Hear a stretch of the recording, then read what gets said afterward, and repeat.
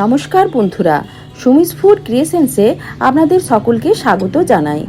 আজ আমি আপনাদের সঙ্গে শেয়ার করব ডিমের একটি অসাধারণ মিষ্টি, যেটা খেতে খুবই ভালো হয় আর বানানো তো খুবই সহজ। মাত্র কয়েকটি ঘরে থাকা উপকরণ দিয়ে এই মিষ্টি বানানো হয়ে যায়। এই মিষ্টির মধ্যে কিন্তু ডিমের গন্ধ একেবারেই থাকে না, খেলে বোঝাই যাবে না এটা ডিম দিয়ে তৈরি করা হয়েছে। তাহলে চলুন আর দেরি না করে রেসিপিটি শুরু করি।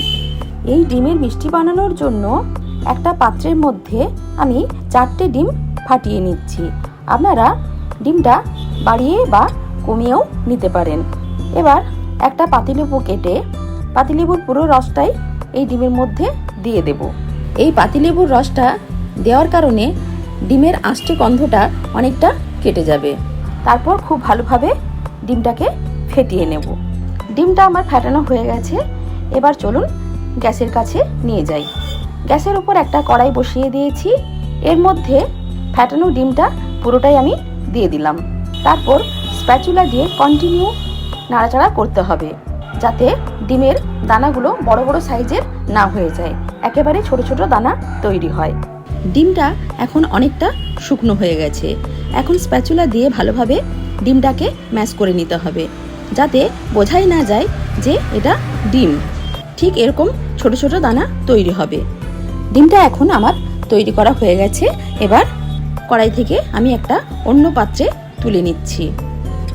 কড়াইটা আমি পরিষ্কার করে নিয়ে চলে এসেছি। এবার ওই একই কড়াইয়ে দিয়ে দিচ্ছি হাফ কাপ লিকুইড দুধ। এবার দিয়ে দিচ্ছি 2 চামচ মতো গুঁড়ো দুধ। এবার গুঁড়ো দুধটা লিকুইড দুধের সাথে খুব ভালোভাবে মিশিয়ে নেব, যাতে গুঁড়ো দুধের কোনো দলা না থাকে। এবার দিয়ে দিচ্ছি ছানা। এই ছানাটা আমি বাড়িতেই তৈরি করেছিলাম। আপনারা চাইলে বাজারের পনির গ্রেট করে দিতে পারেন। এবার খুব ভালোভাবে ছানাটাকে দুধের মধ্যে মিশিয়ে নিতে হবে। এরপর দিয়ে দিচ্ছি 5 চামচ মতো চিনি। চিনিটাও খুব ভালোভাবে মিশিয়ে নিতে হবে। এভাবে কন্টিনিউ নাড়াচাড়া করতে করতে যখন মিশ্রণটা কিছুটা ঘন হয়ে আসবে, তখন দানা দানা করে রাখা ডিমটা এই মিশ্রণের মধ্যে দিয়ে দিতে হবে। ডিমটাও খুব ভালোভাবে এই মিশ্রণের মধ্যে মিশিয়ে নিতে হবে। কন্টিনিউ নাড়াচাড়া করতে হবে লো ফ্লেমে, যাতে তলায় লেগে না যায়।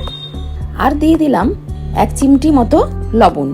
যে কোনো মিষ্টির মধ্যে একটু লবণ দিলে মিষ্টির স্বাদটা অনেকটা বেড়ে যায়। এভাবে নাড়াচাড়া করতে করতে একেবারে শুকিয়ে নিতে হবে। মিশ্রণটা এখন অনেকটা শক্ত হয়ে গেছে।